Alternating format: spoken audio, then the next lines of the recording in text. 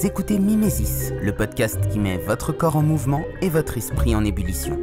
Je suis Alex, metteur en scène et directeur de l'association Le Bazar Culturel. Passionné par les arts du geste, j'ai fondé la méthode Artistic Training pour aider les acteurs à développer leurs qualités physiques et se perfectionner dans leur discipline. Chaque semaine, je vous livre mes entretiens avec des experts de la préparation physique, de l'entraînement, de la performance ou du mouvement en général. Que vous soyez artiste, sportif ou simplement curieux, cette émission sera l'allié de votre progression.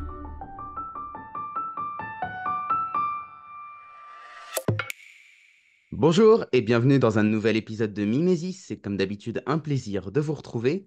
Aujourd'hui, je suis en compagnie de Bastien Intartaglia. Bonjour Bastien. Salut Alex, comment Ah, ça va? très bien et toi? Très bien, merci. C'est un plaisir de t'accueillir aujourd'hui pour discuter de ton travail. Je vais faire ta petite présentation, Bastien. C'est toujours moi qui l'a fait. Tu pourras la compléter si jamais elle te semble pas juste. Ouais, Alors, tu es un ancien enseignant-chercheur en neurosciences. Tu t'es reconverti en coach en santé holistique. Aujourd'hui, tu accompagnes des hommes, des femmes à retrouver le chemin de la santé avec une approche globale qu'on appelle holistique. Ça veut dire que tu parles de nutrition, de digestion, de mouvement, de gestion du stress, de sommeil, de biohacking, de santé hormonale. Et tu t'es plus particulièrement spécialisé en santé masculine. Est-ce que j'ai tout bon? tout bon, c'est parfait. Ok, cool. Alors, avant qu'on rentre dans le vif du sujet, est-ce que tu peux me dire si tu étais un livre, quel livre tu serais? Alors, j'ai un peu de mal à répondre à cette question parce que je lis pas beaucoup de livres de fiction, beaucoup de livres de non-fiction, et du coup, je vais pas utiliser un livre, mais plutôt un manga. Moi, j'étais un fan de Dragon Ball quand j'étais petit, et en fait, ça m'a vraiment accompagné sur plusieurs années dans mon développement. Donc, moi, je dirais que c'est Dragon Ball. J'aime beaucoup en fait, la philosophie et les valeurs qui sont transmises dans ce manga-là. Et en fait, ça m'a d'une certaine manière donné certaines clés pour grandir, évoluer. Et même encore aujourd'hui, en fait, il y a des valeurs que je retrouve et que j'essaie d'incarner. Euh, En fait, dans ce manga-là, il y a, pour ceux qui connaissent pas, il y a Sangoku, donc, qui est le héros principal. Donc, on le voit dès le plus jeune âge. Et, il vit dans la nature, voilà, il est connecté aux éléments. Déjà, ça me plaît beaucoup. Les premières images qu'on peut voir, c'est il plonge dans une rivière, il va pêcher son propre poisson, il se fait griller son propre poisson. Donc, il est vraiment, euh, comment dire, dans un état qui est beaucoup plus naturel que celui dans lequel on vit aujourd'hui. Et ça, j'en parle beaucoup un petit peu dans mon approche sur les réseaux d'ailleurs. Et après, ben, en fait, on le voit évoluer au fur et à mesure des épisodes. On le voit devenir plus fort, devenir plus sage. On le voit voilà, s'entraîner, que ce soit physiquement, mentalement. Essayer de... En fait, il essaie toujours de faire de son mieux et de se développer d'une manière globale, donc d'une manière holistique. Et c'est un petit peu ça que moi, j'essaie de faire à mon niveau, bien sûr. C'est pas comme dans le manga, mais c'est un petit peu ça que j'essaie de faire depuis à peu près une dizaine d'années où j'ai pris un petit peu conscience de l'importance de la santé et de cette approche globale de la santé via la nutrition, l'entraînement, la méditation, la respiration, voilà, tous ces outils en fait qu'on peut utiliser pour se développer, que ce soit au niveau physique, mental, énergétique, spirituel. Donc je trouve que ce manga, je vais pas dire que j'incarne le héros principal parce que voilà, il a une sorte il est un peu parfait, quoi. C'est un petit peu le personnage parfait qui est humble, qui est gentil avec tout le monde et qui veut aider tout le monde, etc. Mais en tout cas, il y a pas mal de valeurs que je retrouve dans ce manga que j'essaie d'incarner, voilà, au quotidien, quoi. Si tu étais un film, Alors, si j'étais un film, je pense sans hésitation, c'est le film Matrix. En fait, dans le film, alors Matrix, c'est aussi un film que j'ai vu quand j'étais assez jeune. J'avais 13 ans, je crois, quand il est sorti. Et pour moi, ça a été vraiment une révélation. Ce film, ça m'a complètement chamboulé. Euh, Parce qu'en fait, dans Matrix, il y a une sorte c'est une sorte de métaphore, si tu veux, de l'illumination un peu spirituelle. Parce qu'en fait, dans ce film-là, donc le héros principal, Neo, en fait, il se rend compte qu'il vit dans une simulation, une réalité virtuelle qui est contrôlée par des machines. Et, euh, et en fait, bah, ça chamboule complètement sa vision des choses, de la réalité, de son potentiel aussi physique, parce qu'en fait, il se rend compte que bah, si c'est une réalité virtuelle, bah, en fait, il peut faire d'autres choses que ce qui était programmé dans cette réalité virtuelle, etc. Et en fait, là aussi, ce qui se rapproche un petit peu de mon parcours, c'est que j'ai eu des réalisations au fur et à mesure des années sur le monde dans lequel on vit, sur finalement notre mode de vie qui n'est plus adapté à notre génétique, à notre nature humaine. On vit dans un monde qui est de plus en plus transformé, de plus en plus pollué, etc. Et en fait, j'ai eu des prises de conscience, une sorte d'illumination. Alors, je ne veux pas dire que je suis un illuminé, mais j'ai eu des prises de conscience, en fait, sur différents domaines comme ça, notamment la nutrition, c'est un sujet qui me passionne parce que je me suis rendu compte à un moment donné que tout ce qu'on trouvait en supermarché, c'est des aliments qui sont ultra transformés, qui sont contaminés de pesticides, d'additifs, de conservateurs et de perturbateurs endocriniens, de produits cancérigènes, etc. Et qu'en fait, il y a une minorité d'élites qui se gavent sur la santé des gens à travers donc l'alimentation ultra transformée, euh, mais aussi en fait, le système de santé dans lequel on vit aujourd'hui, enfin, qu'on a aujourd'hui en France, en tout cas, ou même dans d'autres pays, qui est un système de santé qui n'est pas un système de santé, en fait, qui est un système de maladie, puisqu'on vit sur la maladie des gens. Alors, on n'essaie pas de vous maintenir en bonne santé, on essaie de vous vendre des médicaments, et voilà, ça aussi, c'est une prise de conscience. Et je me suis rendu compte qu'en fait, il fallait que je redevienne un petit peu le souverain de ma propre santé et que j'essaie voilà, de créer mon propre chemin sans forcément écouter ce qu'on me dit à la télé, écouter les autorités. Alors, sans rentrer dans le complotisme, il n'y a pas besoin de rentrer dans le complotisme pour comprendre qu'il y a énormément de manipulation de la part des médias et que ça ne nous pousse pas forcément dans la bonne direction, tout ça. Donc, j'essaie comme dans le film Néo, finalement, Néo, il réalise tout ça et il essaie de combattre cette manipulation d'une certaine manière. Et il réalise aussi, c'est ça que j'aime bien aussi dans le film, c'est qu'il réalise son plein potentiel. Parce qu'en fait, il se rend compte qu'il est beaucoup plus puissant physiquement et mentalement que ce qu'on lui disait, ou ce que la société lui a, comment dire, ce que la société nous transmet.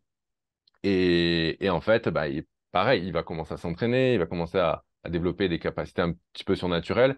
Alors voilà, sans rentrer dans le surnaturel, en fait, on se rend compte que si on prend soin de sa santé aujourd'hui, si on arrête d'écouter un petit peu ce qu'on nous dit à la télé et dans les médias mainstream, on peut créer notre propre chemin pour retrouver la santé et voire même aller plus loin en essayant d'optimiser nos capacités physiques, nos capacités mentales.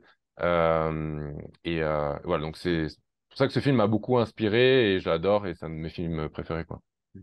C'est chiant là, j'ai trop envie de réagir sur ce que tu dis, mais du coup, on va finir le portrait chinois et puis Ok. après, on reviendra sur tous ces sujets qui sont hyper passionnants et qui nous emmènent déjà vers des discussions. Si tu étais une Ouais. époque, Alors, si j'étais une époque, on m'avait déjà posé une question un petit peu similaire dans un autre podcast. On m'avait dit, t'aimerais vivre à quelle époque? Et moi, j'avais dit vivre au temps de la Grèce antique. Donc, si j'étais une époque, je pense que ce serait la Grèce antique parce que c'est une époque où il y a vraiment une quête de l'excellence physique, mentale, spirituelle, où on se pose beaucoup de questions sur la réalité, sur la vie, sur la mort, il y a plein de questions existentielles comme ça qui m'ont passionné depuis des années, quand j'étais tout petit, je me posais tellement de questions et, et en fait, dans mon parcours aujourd'hui, je m'en pose encore plein et je trouve ça passionnant et même si on n'a pas forcément les réponses, je trouve ça vraiment grisant d'essayer de chercher des réponses à ça, de discuter avec d'autres personnes, de philosopher un petit peu, même si je suis pas un philosophe et je suis loin de l'être. Mais voilà, chacun à son niveau, je pense qu'on peut être des philosophes et se poser des questions et essayer de comprendre c'est quoi la réalité, c'est quoi, euh, quelle est la meilleure manière de vivre, comment cultiver son corps, comment cultiver son esprit. Donc ça rejoint pas mal les valeurs de cette époque-là.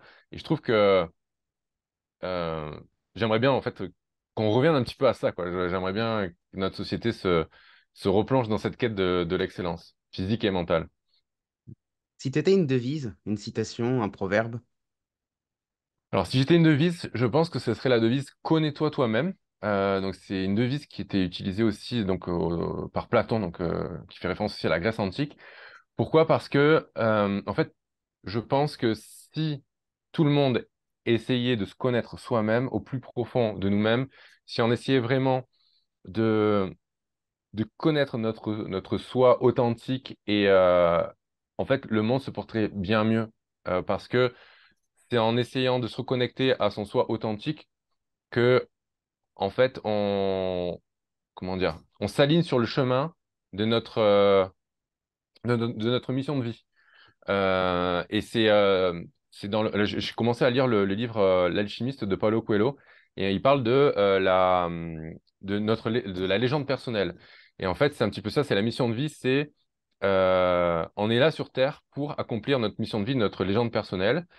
Enfin, en tout cas, moi, c'est ma croyance. Et en fait, quand on essaie vraiment de comprendre qui on est au plus profond de nous-mêmes, quelles sont nos aspirations qu'on a depuis la naissance, qu'est-ce qui nous passionne depuis qu'on est petit, dans quoi on est bon naturellement, etc., on s'aligne sur ce chemin. Et en fait, il y a tout qui va être plus simple, plus fluide, avec beaucoup moins de résistance. Et l'univers, parce que moi, je crois un petit peu en comment dire, en une force supérieure, même si on peut l'appeler comme on veut, l'univers, Dieu, peu importe. Mais je pense que une fois qu'on est aligné sur ce chemin-là, bah, cette force va nous guider, va nous montrer des signes. Et moi, en tout cas, c'est ce que j'ai ressenti.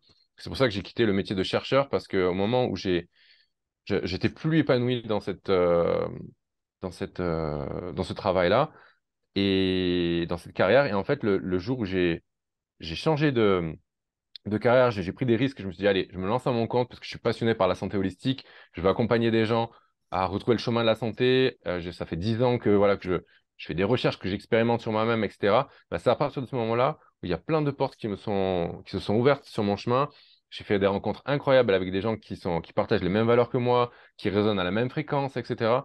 Et voilà, donc et en fait, c'est parce que j'ai été honnête avec moi-même que j'ai essayé de comprendre ce que je cherchais vraiment dans la vie, savoir qu'est-ce qui allait m'épanouir réellement, quitte à prendre des risques.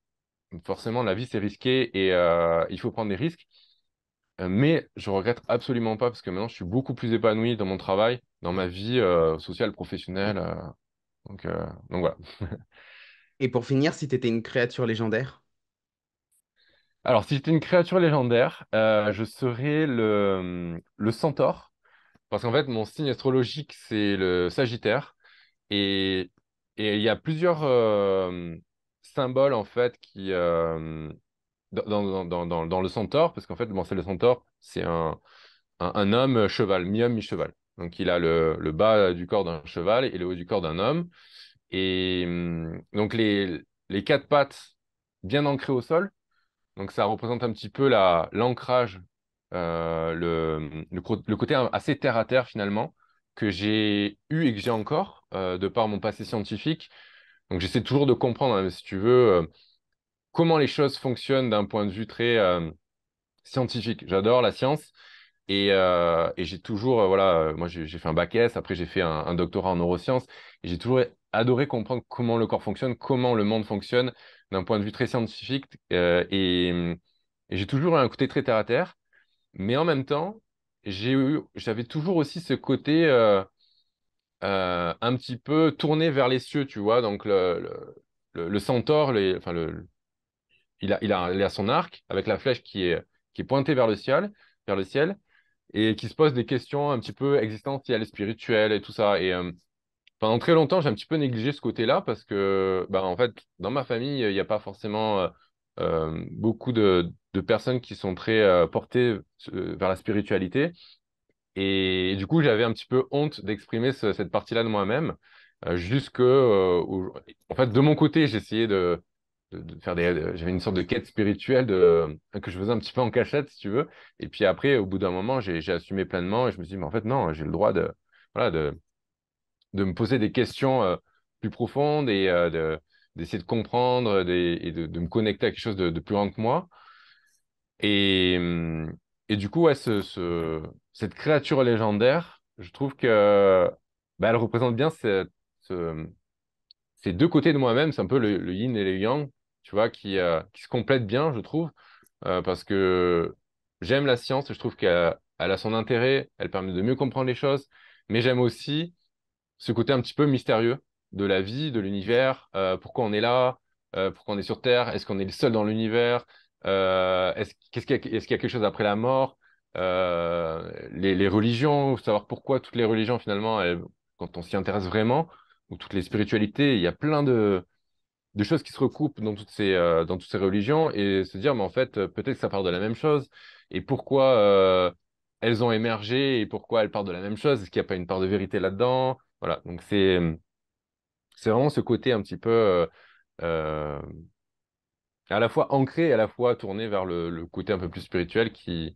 me représente bien en tout cas dans cette créature légendaire. Wow, bah ça, c'est de l'introduction. J'ai noté à peu près 10 questions que j'ai envie de te poser, donc c'est bien. On va Désolé, j'ai un pouvoir peu trop rebondir parlé, là-dessus. mais Ouais. Non, non, mais c'est génial. Tout à l'heure, tu parlais du coup de la société, de comment la société ne veut pas forcément notre bien avec voilà, tous les produits transformés qu'on nous vend, etc.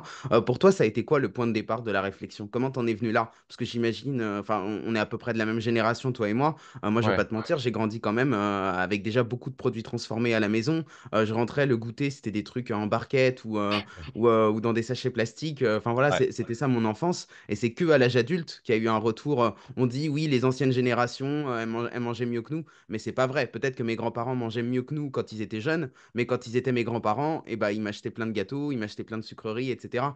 complètement. Donc peut-être que toi aussi, tu as grandi comme ça, j'en sais rien, mais ça Ouais. a été quoi le point de départ pour toi? Ouais, moi, pareil que toi, j'ai grandi dans les produits ultra transformés. J'entrais chez moi, c'était Kinder, c'était des tablettes de crunch que je dégommais en une fois avec des pains au lait. Enfin bref, voilà, tu vois un peu le tableau. Et en fait, ce qui m'a fait réaliser, j'ai eu plusieurs prises de conscience, mais la première, je pense que ça a été surtout sur la nutrition. Quand en fait, j'avais énormément de troubles digestifs, je savais pas pourquoi. J'avais été tout le temps ballonné, j'avais tout le temps mal au ventre, j'étais jamais bien, j'avais pas d'énergie au travail. Dès que je mangeais le midi, je ballonnais, j'avais un gros crash au niveau de mon énergie, etc. Et j'avais une très mauvaise hygiène de vie à cette époque-là, donc je mangeais jusqu'à assez tard, hein, jusqu'à l'âge de 25 ans à peu près. J'avais une mauvaise hygiène de vie, où, voilà, je mangeais beaucoup de produits transformés. Et, euh, et en fait, ça a affecté à tel point ma santé que j'ai commencé à avoir des symptômes au niveau cardiovasculaire. En fait, dans ma famille, on a pas mal de troubles cardiovasculaires et donc j'ai une certaine sensibilité à ça. Et j'ai commencé à avoir pas mal de troubles du rythme cardiaque, en plus des troubles digestifs. Donc, ça se caractérisait par de l'arythmie, donc des extrasystoles. C'est ce qu'on a, enfin, les extrasystoles, si vous voulez, c'est un petit peu comme des sauts de battement cardiaque. Donc, ça fait un petit peu, c'est, c'est pas forcément dangereux, mais ça peut l'être sur le long terme. Donc, ça surveiller et c'est très désagréable. Et tu as l'impression que, un petit peu que ton corps s'arrête pendant une seconde, quoi. Donc, c'est assez flippant. Et puis des troubles du rythme où le cœur voilà, bat d'une manière un petit peu anarchique. Et ça me faisait très très peur à l'époque. J'avais vraiment l'impression que mon cœur allait s'arrêter et j'avais 24 ans, quoi. Je me disais, mais c'est pas possible. À 24 ans, j'ai un corps. J'avais l'impression que mon corps pouvait mourir d'une seconde à l'autre. Et je me dis, c'est pas normal. À 24 ans, je devrais être dans la force de l'âge. Et bon, effectivement, je me disais, ben, j'ai une hygiène de vie déplorable. Je mangeais ultra transformé, je fumais, et j'avais arrêté le sport depuis des années, alors que dans ma jeunesse, je faisais quand même pas mal de sport. Et en fait, il y a un jour où j'ai carrément fait un malaise. Je suis tombé dans les pommes suite à une petite arythmie cardiaque. Et en fait, l'arythmie, je pense que c'est plus le choc émotionnel de l'arythmie qui me faisait peur, qui m'a fait tomber dans les pommes qu'autre chose. Mais ça m'a fait vraiment une sorte d'électrochoc où je me suis dit, bon, là, ça peut plus durer. Il faut que je me reprenne en main. Et j'ai commencé à me reprendre en main au niveau de... D'abord, c'était pas l'alimentation tout de suite, c'était plutôt l'activité physique, où j'ai commencé tout simplement à bouger mon corps, à faire un petit peu de pompe, un petit peu de squat, voilà, de l'exercice au poids du corps, avec une application à l'époque qui s'appelait Seven. Je crois que ça existe encore. C'est une application en fait qui te donne des exercices au poids du corps à faire chez toi pendant 7 minutes. Donc, il n'y a pas de partenariat, c'est juste pour partager mon expérience. Et en fait, ça m'a vraiment remis dans le bain de bouger mon corps au quotidien. et j'ai ressenti un bien fou immédiat et dans les jours qui ont suivi, parce que je me suis dit, en fait, j'étais léthargique, hein, je bougeais plus mon corps. Et le simple fait de rebouger un petit peu mon corps, j'avais tout de suite des bienfaits. Et voilà, en fait, ça a été le premier pas sur le chemin de la santé. Et puis après, j'ai commencé un petit peu à courir, à faire de la course à pied. Voilà, je me suis dit, bon, j'avais une petite bouée au niveau du bas du ventre que j'avais jamais eu de ma vie auparavant. J'étais toujours sec quand j'étais jeune. Et là, je me dis, bah, je vais la perdre. Donc, je commence à faire de la course à pied. Et après, je me suis retrouvé un petit peu faim. Et je me suis dit, bah, j'ai envie de prendre de la masse musculaire. Donc là, j'ai commencé à m'intéresser à la musculation au poids du corps avec une méthode qui s'appelle la méthode Lafay, pour ceux qui connaissent. C'est un livre en fait qui t'explique comment développer de la masse musculaire uniquement au poids du corps avec du matériel que tu trouves chez toi. Donc j'ai commencé voilà, à faire la musculation au poids du corps, à prendre un petit peu de masse. Et c'est là, ça m'a donné envie de m'intéresser à la nutrition parce que j'ai compris, il en parlait dans la méthode, il disait, si vous voulez prendre de la masse musculaire, il faut avoir une bonne alimentation. En fait, sinon, tu vas pédaler dans le vide, quoi. Ça sert à rien. Tu vas faire des efforts pour rien. Donc là, j'ai commencé à m'intéresser à la nutrition. Et puis, je me suis dit, mais en fait, c'est là où j'ai réalisé, je me suis dit, mais c'est incroyable à quel point tous les aliments qui sont vendus en supermarché, pas tous, mais 90%, voire même plus, sont des aliments de merde, hein. Désolé pour l'expression, mais c'est un peu ça. Tu te rends compte qu'ils sont bourré de sucre raffiné, de graisses trans, comme je l'ai dit, de perturbateurs endocriniens, de pesticides, etc. Mm. Et donc là, petit à petit, ça a été une passion qui s'est développée pour la nutrition, pour la santé. C'est vraiment parti de là. Et puis petit à petit, en fait, j'ai élargi comme ça progressivement mes champs de connaissances sur la santé d'une manière globale, en intégrant petit à petit des outils. Donc voilà, c'était vraiment ça le point de départ, quoi. Ouais, il y a quelque chose dont tu parlais tout à l'heure qui est très important, c'est déjà la conscience qu'on a de notre propre corps. Tu disais que toi, au départ aussi, ton questionnement, il était venu du fait que bah, ça se passait pas bien forcément en termes de digestion, machin. C'est fou le nombre de personnes qui juste ne prennent pas conscience de ça. Je me souviens, moi, à une époque, je bossais sur Paris et j'avais pas mal de collègues qui, après le repas, avaient le fameux coup de barre ou qui ballonnaient, etc. Et en fait, bah, moi, je trouvais pas ça normal, mais pour eux, c'était normal, tu vois. Ils finissaient de manger, ah là, on va avoir le coup de barre. Bah Ouais, non, moi si j'ai un coup de barre, ça, c'est qu'il y a un problème en fait. C'est que soit exactement. j'étais trop fatigué de base, soit j'ai trop mangé ou trop gras ou trop sucré. Enfin, Ouais, c'est qu'il y a un truc dans mon aliment. Normalement, si je mange, je suis censé avoir de l'énergie derrière, je suis pas censé être KO. Et en fait, il y a beaucoup de gens ouais, qui sont déjà de base déconnectés de ça en fait, qui juste ne regardent même pas leur digestion. Donc complètement. déjà, il faut avoir, je pense, le premier point, c'est la conscience de son corps. Complètement, ouais, je te rejoins à 100%. Et moi, je le vois encore aujourd'hui, même parmi mes proches, mon entourage. Pour eux, comme tu dis, c'est normal d'avoir un coup de barre après manger. Et moi, je l'ai plus ce coup de barre après manger, mais je mange et je me sens bien, je me sens plein d'énergie.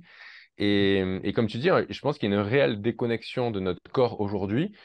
En fait, on n'incarne plus notre corps.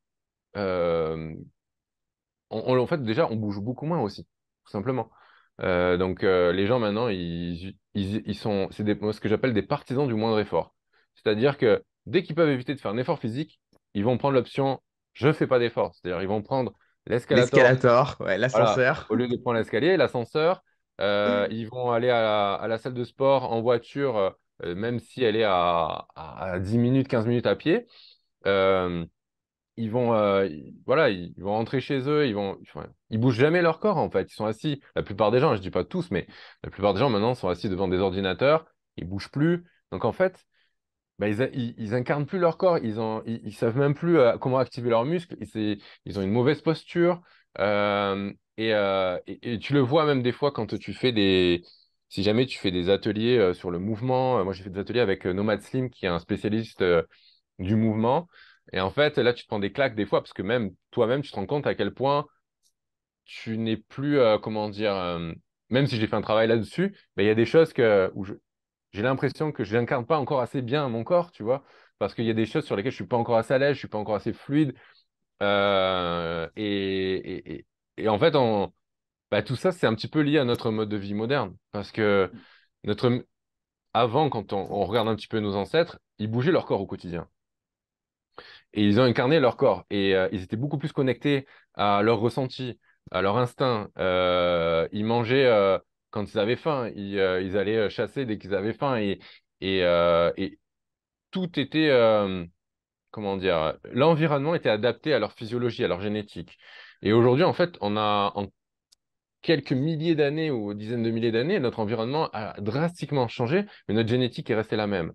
Et du coup, on a un corps c'est un peu comme si on avait pris des hommes préhistoriques, on les avait projetés dans le futur et qu'on on les avait mis dans cet environnement ultra transformé. Et en fait, ben, notre environnement ne nous permet plus de vivre comme nos ancêtres. Et c'est là où moi j'essaie de transmettre des, des conseils et des astuces pour essayer, non pas de vivre comme nos ancêtres, parce que c'est plus possible, notre environnement ne nous le permet pas, mais en tout cas d'essayer de simuler ou de retrouver une partie de ce qu'avaient nos ancêtres, pour essayer de réactiver nos gènes ancestraux, donc ce qu'on appelle l'épigénétique, c'est comment notre environnement influence notre génétique, et d'essayer de faire du mieux possible pour bouger un peu plus notre corps, pour le réincarner un petit peu plus, pour être un petit peu plus connecté à nos ressentis, à notre système digestif, à tout ce qui nous compose finalement, que ce soit physique, mental, énergétique,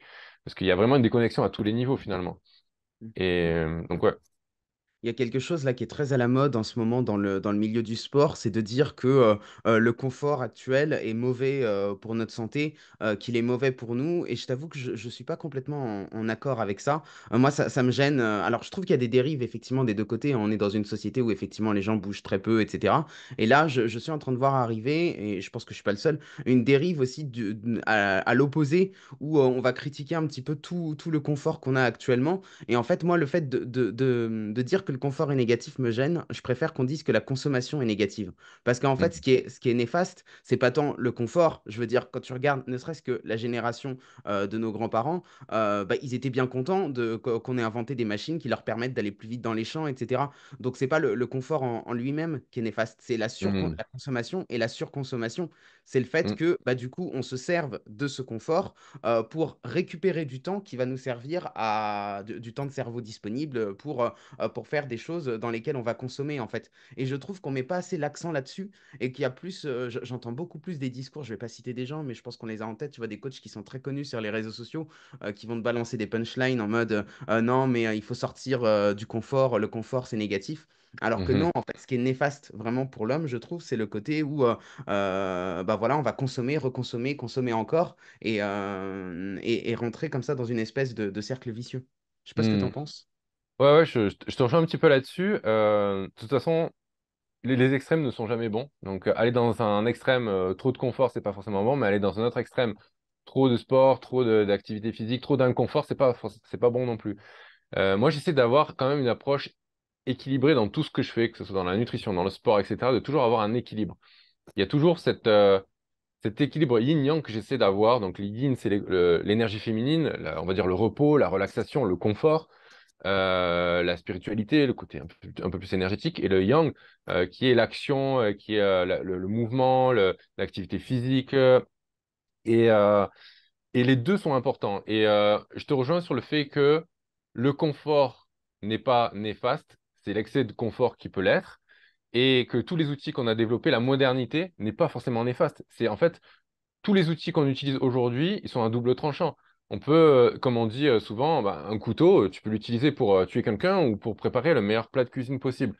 La modernité, pour moi, la technologie, c'est exactement la même chose. C'est, euh, En fait, il faut tirer le meilleur parti de ce qu'on a à disposition, de ce dont on a à disposition, que ce soit notre environnement naturel ou notre environnement moderne. On peut très bien, tu vois, aussi aujourd'hui, on est capable de communiquer rien que ça, hein, communiquer à travers un écran et on n'a pas besoin de se rencontrer en physique, même si j'aurais préféré, mais c'est voilà, c'est quand même bien pratique. Donc, il ne faut pas renier la technologie, il ne faut pas renier la modernité. Moi, je suis absolument pas pour cet état d'esprit-là.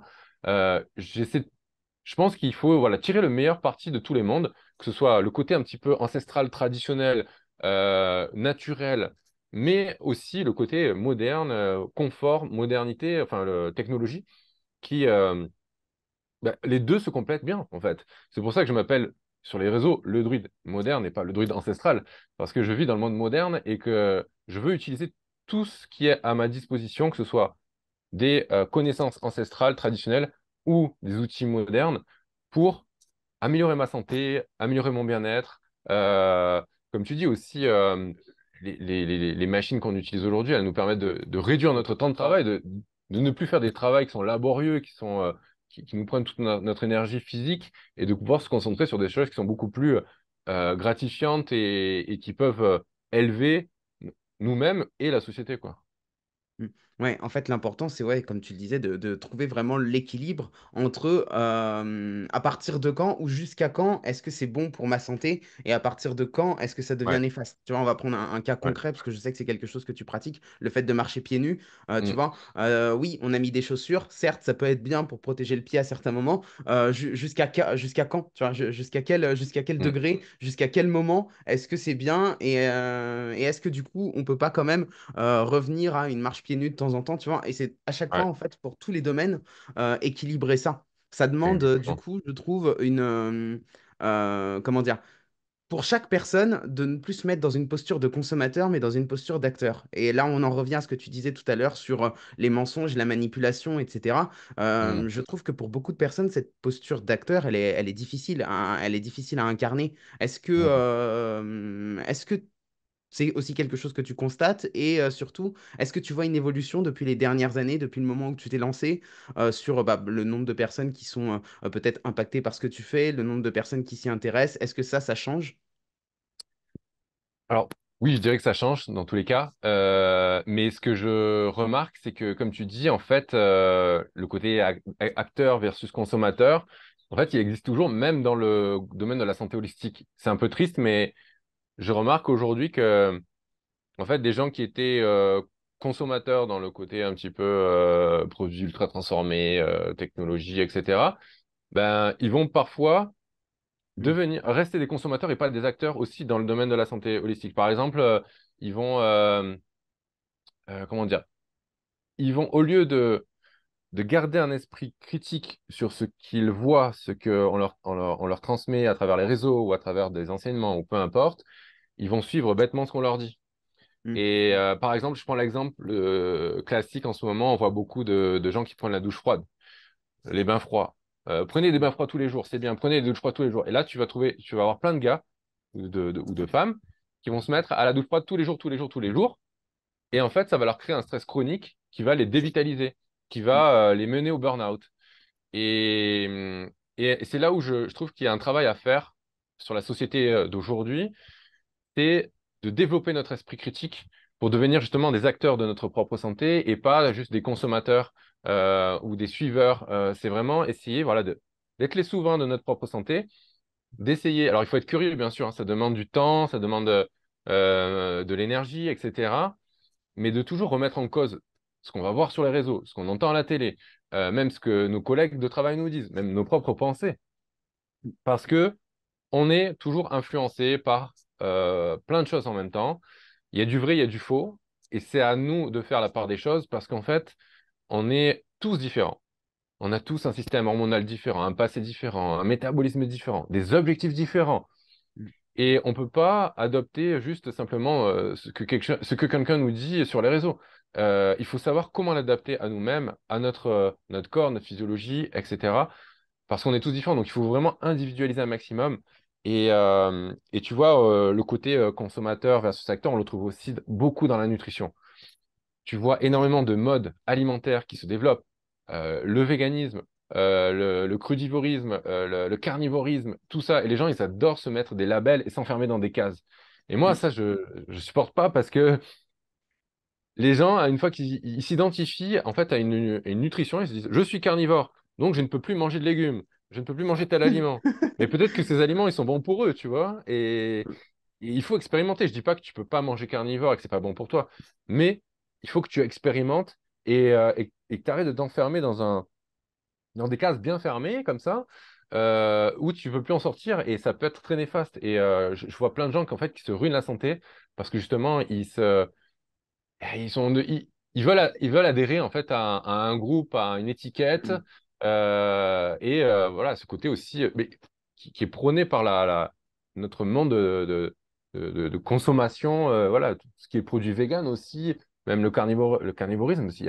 Il y a plein de choses qui se développent là-dedans et qui qui enferme les gens dans une boîte trop fermée. Ouais. Il y a quelque chose que la plupart des gens peut-être ont du mal à comprendre, c'est que la société de consommation, le système dans lequel on vit, va chercher toujours à récupérer en son sein tout ce qui déborde. C'est-à-dire que le fait de peut-être manger moins de viande à un moment, ce qui était peut-être une bonne chose parce que du coup on mangeait de la viande avec des antibiotiques, etc. Et bah aujourd'hui c'est devenu, on a des marques de steaks végétaux qui sont faits avec plein de produits chimiques. Et en fait le Mm, système a récupéré ça. Du coup mm, on s'est dit, et bah peut-être que du coup on va revenir à manger de la viande bio parce qu'en fait c'est ça qui est bon. Et du coup, on va inviter les gens à aller plutôt vers les petits producteurs. Le système a récupéré ça. Et en fait, à mm, chaque fois qu'il y a une tentative de sortir de la matrice, hein, tu parlais de Néo tout à l'heure, à chaque fois qu'il y a une tentative de sortir de la matrice, il faut comprendre que les dominants vont y voir aussi bah, un moyen de faire du fric, en fait. Tout simplement. Il complètement, n'y a même bien pas sûr. de question de complot ou quoi, c'est juste que bah, y a un business à se faire, en fait. Donc, Mhm, forcément, ils vont s'engouffrer dans le truc. Et donc, il faut mm, aussi que nous, en tant qu'acteurs, consommateurs, on ait conscience de ça, de se dire, mais en fait, merde, quoi. Il faut aussi que je prenne du recul par rapport à tout ça, par rapport à ce qu'on est en train de me raconter. mm. Complètement. Ouais. En fait, on est des vaches à lait, hein. On est des vaches à lait. Dès qu'il y a de l'argent à se faire sur quelque chose, les gens vont le faire. C'est aussi une prise de conscience que j'ai eue bon, assez tôt, mais et qui m'a profondément touché quand même. Je me suis dit, en fait, tu vois, quand j'ai pris conscience de l'alimentation et de ce qui était vendu dans les supermarchés, je me disais, quand j'étais jeune, je me disais, mais on va pas nous vendre des choses qui sont néfastes pour notre santé quand même. Bah si, Mm. on va pas se gêner, tu vois. Bah oui, des produits cancérigènes, bah vas-y, tant que ça fait de l'argent en fait. Et en fait, tu te rends compte que beaucoup de choses sont gérées par l'argent, sont dominées par l'argent. Et ça, ouais, faut complètement en prendre conscience et essayer de s'en extirper le plus possible, même si c'est impossible de s'en extirper à 100%, mais en tout cas, en prendre conscience et essayer d'être le moins influencé par toute cette société de consommation et de contrôle, quoi. Mm. Ouais, ouais. Il y a un sujet dont tu parlais tout à l'heure quand on faisait le portrait chinois, tu as parlé de se mentir à soi-même. Je pense qu'il y a aussi beaucoup de personnes qui, en fait, qui seraient un petit peu l'opposé de se connaître soi-même.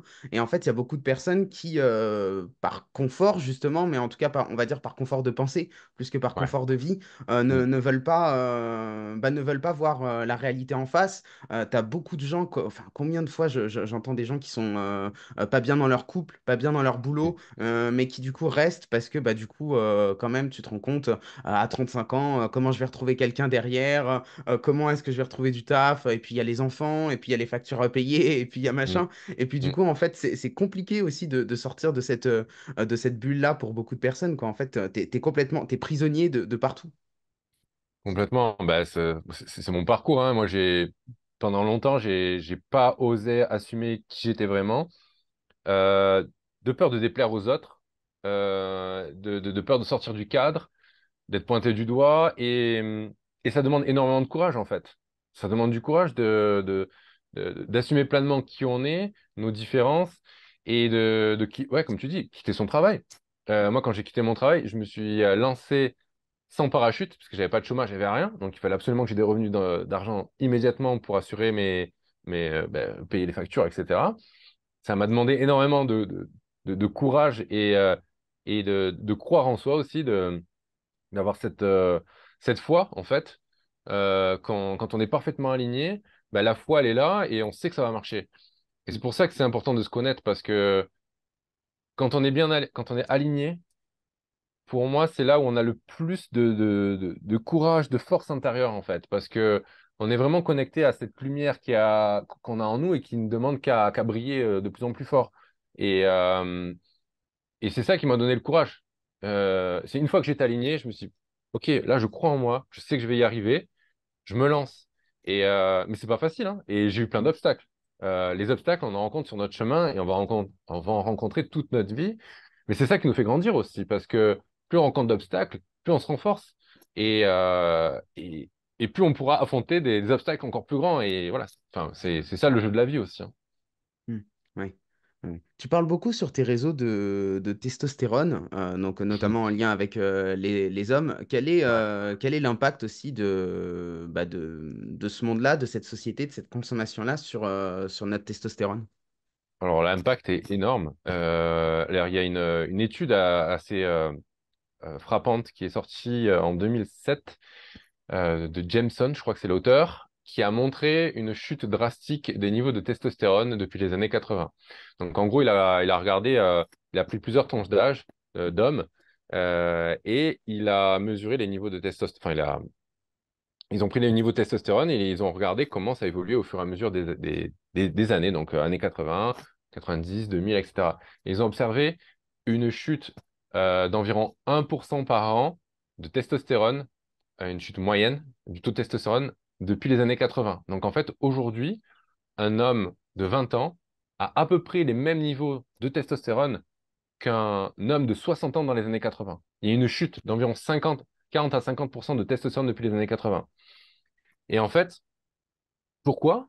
Parce que il y a de plus en plus dans notre environnement de perturbateurs endocriniens.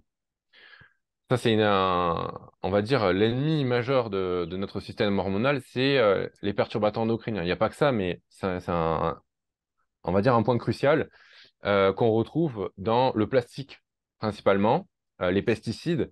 Donc le plastique, ça va être tout ce qui est emballage en plastique, tout ce qui va être aussi même les habits en polyester, ça on n'y pense pas souvent. Les perturbateurs endocriniens, on les retrouve dans les cosmétiques, les parfums, les produits d'hygiène.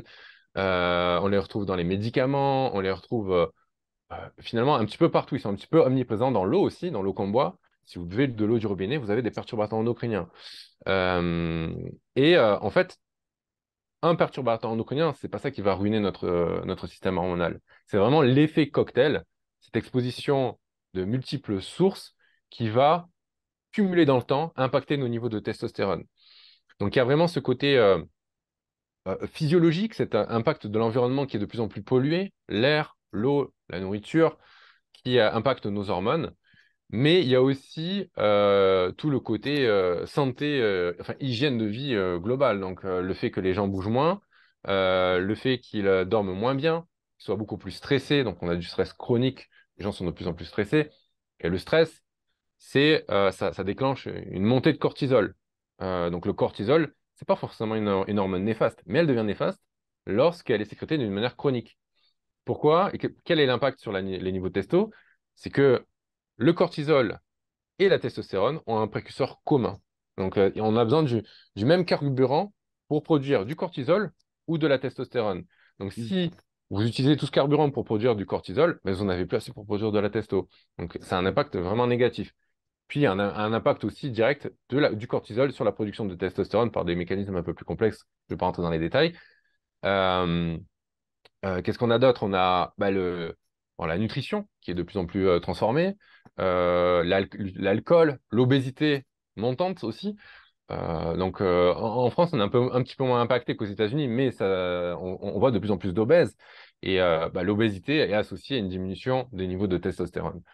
Donc voilà, il y a vraiment tout notre environnement qui est voilà, de plus en plus pollué, plus ce manque d'hygiène de vie globale qui va vraiment impacter nos niveaux de testostérone et notre masculinité par la suite. Ouais. Est-ce que sur le lien entre cortisol et testostérone, c'est pas lié aussi au fait que le cortisol, on va le produire plutôt quand on est sur un système nerveux sympathique, donc plutôt le mode lutte ou fuite, alors que la testostérone va plutôt intervenir sur le niveau parasympathique. Est-ce que c'est lié ça aussi ou pas? Ouais, complètement. Mais en fait, dès que tu es stressé, tu te mets en mode sympathique. Donc, tu es Mm. en mode alerte. Donc, tu as trois réactions possibles. C'est le combat, la fuite ou l'immobilisation. Tu te figes. Et aujourd'hui, en fait, on est dans une société où on ne peut plus combattre. On ne va pas frapper son boss qui nous gueule dessus ou son collègue de travail qui nous fait chier. Fuir, oui, on peut parfois fuir. Mais en fait, souvent, on va être dans ce qu'on appelle l'inhibition de l'action. C'est-à-dire qu'on va en fait inhiber nos comportements de fuite et de combat. Et en fait, ça va créer un énorme stress interne. Notre stress, au lieu d'être évacué par le combat ou la fuite, donc le mouvement, eh bien, il va se retourner contre nous. Donc en fait, il va nous ronger de l'intérieur. Donc c'est pour ça qu'on va développer donc, une baisse de la testo, mais aussi plein de maladies, des maladies cardiovasculaires, le cancer, etc. En fait, tout est un petit peu lié. C'est Joël de Rosnay, je crois, qui en parle dans pas mal de conférences. C'est un ancien, enfin, pas un ancien, c'était un médecin chercheur en neurosciences, il me semble, et il en parle pas mal. Si jamais les auditeurs veulent en savoir un petit peu plus là-dessus. Et ouais, en fait, il explique, il a fait des études chez le rat où il a montré que lorsque les rats sont stressés, on leur envoie des chocs électriques et qu'ils peuvent bouger leur corps, fuir ou combattre. Donc, si on les met, par exemple, en présence d'un autre rat, il va s'attaquer à l'autre rat. Donc, il va décharger son stress. Euh, Par contre, si il peut pas ni fuir le choc électrique, ni se défouler sur quelqu'un d'autre, eh bien, il va s'immobiliser et il va développer des maladies cardiaques, etc. Donc, aujourd'hui, on est vraiment dans une société d'inhibition de l'action où ce système sympathique est surreprésenté par rapport au système parasympathique qui est la relaxation, la régénération, où la testostérone peut remonter, etc., quoi. Est-ce qu'il pourrait y avoir un lien entre le fait qu'on soit quand même plutôt sédentaire dans la vie de tous les jours, qu'on bouge très peu, et cette fameuse inhibition de l'action? Parce que si je mets, là tu vois, en t'écoutant, j'étais en train de me faire la réflexion, si je mets jamais mon corps en mouvement, que je le mets jamais dans des situations où je dois bouger, etc., je lui donne pas non plus les réflexes de vouloir bouger dans des moments de stress, etc. Tu vois ce que je veux dire? Et donc, est-ce qu'il n'y a pas une passerelle comme ça aussi entre les deux? Complètement, ouais. C'est un très bon point et c'est pour ça que c'est important de pratiquer une activité physique régulière parce que justement, dans notre mode de vie actuel, comme je l'ai dit, il y a plein de moments où on va être dans l'inhibition de l'action. On n'a pas le choix. Et donc, c'est une sorte, si on veut, de tension qui s'accumule en nous. Mais cette tension, il faut l'évacuer. Et la meilleure manière de le faire, c'est de bouger son corps. Donc, ça peut être à travers la marche, ça peut être à travers les sports de combat, à travers la musculation, peu importe la manière que vous utilisez de bouger votre corps, ça peut être même le yoga. Euh, voilà, bouger son corps, ça va permettre justement d'évacuer cette tension interne et, euh, et du coup de, de moins subir enfin de contrebalancer, on va dire, les effets néfastes de cette émission de l'action et de ce stress chronique qu'on peut avoir. Bien sûr, l'idéal, c'est quand même de, de fuir ce stress chronique, de changer de la situation, de quitter son travail qui nous plaît pas, de quitter son partenaire qui nous génère énormément de stress ou de quitter un environnement qui nous plaît pas. Mais parfois, on n'a pas le choix, ou alors ça demande du temps. Voilà, on peut pas du jour au lendemain quitter son travail, on peut pas du jour au lendemain déménager en pleine campagne, etc. Donc en attendant, bah, c'est bien d'avoir ces outils. euh, donc tout simplement bouger son corps, faire du sport, ou même certaines techniques de relaxation aussi qui peuvent aider. Tu parlais tout à l'heure du centaure, du lien entre corps et esprit, entre subtil et matériel. Est-ce que tu t'intéresses un petit peu, toi qui viens des neurosciences, à la physique quantique et au lien qu'il peut y avoir entre bah, ce qui se passe à l'échelle microscopique et ce qui se passe à l'échelle macroscopique? Je te Mm. pose la question parce que je te donne un petit peu ma théorie, hein. Pour moi, la physique quantique, c'est ce qui vient expliquer dans la matière ce qui se passe dans l'énergétique. Et je trouve ça hyper intéressant et ça donne plein de pistes, à mon avis, bah, de développement de notre pensée et de recherche pour l'avenir. Est-ce que toi, c'est un sujet qui t'intéresse? Ah ouais, complètement, j'adore ce sujet. Alors, je vais pas dire que je m'y connais bien, mais c'est un sujet qui est passionnant. Tout ce qui va être physique quantique, moi, ça m'a toujours passionné. J'ai pas fait d'études là-dedans, mais j'ai regardé énormément de documentaires là-dessus, etc. J'ai assisté à certaines conférences aussi. Pierre Etchart en parle pas mal. Il intervient notamment dans les congrès de l'Hormèse de Pierre Dufraisse. Moi, ça me passionne. Et quand j'ai fait mes études de neurosciences, en fait, on en a parlé un petit peu. Et on avait abordé le fait que, en fait, la transmission dans notre cerveau, donc la communication entre les neurones, elle se fait par la libération de neurotransmetteurs au sein de la synapse. Et en fait, les chercheurs ont remarqué que la libération de neurotransmetteurs, elle suit une loi, ce qu'on appelle, je crois, stochastique. Je ne suis pas sûr du terme, mais je crois que c'est ça. C'est une loi probabiliste qui rejoint énormément la physique quantique. Et en fait, il y en a qui ont postulé que ce serait peut-être là le siège de la conscience ou le siège de notre libre arbitre, où il y aurait peut-être le lien entre le côté un petit peu spirituel, donc notre esprit, et la matière, parce que ce serait peut-être ce serait peut-être à cet endroit-là que notre esprit pourrait agir d'une certaine manière. C'est en contrôlant la libération de neurotransmetteurs, la communication entre les neurones, etc. Et moi, je trouve ça fascinant et j'aimerais bien un petit peu plus étudier le sujet. Mais je manque un petit peu de temps parfois pour essayer d'explorer tous ces domaines, malheureusement. Mais et il y avait aussi une autre étude dont avait parlé Pierre Etchart lors d'une de ses conférences. Je me souviens plus laquelle c'est, mais il faut que je la retrouve et que je la regarde. Mais il montrait qu'en gros, que les prises de décision mentales étaient qu'en gros, on prenait une décision avant de l'accomplir. Enfin, il y avait quelque chose qui rejoignait le côté spirituel et matériel. Et enfin, bref, faudrait que je Ouais, retrouve tu veux l'étude en dire qu'il y question. aurait Mais une existence en amont du moment où on croit que ça existe. ouais, de Entre le la prise moment de où on le décision. Ouais. conscientise, Oui, il s'est déjà passé quelque chose avant, c'est ouais, ça? Ok. exactement. Hmm. Exactement, ouais, ouais, c'est ça.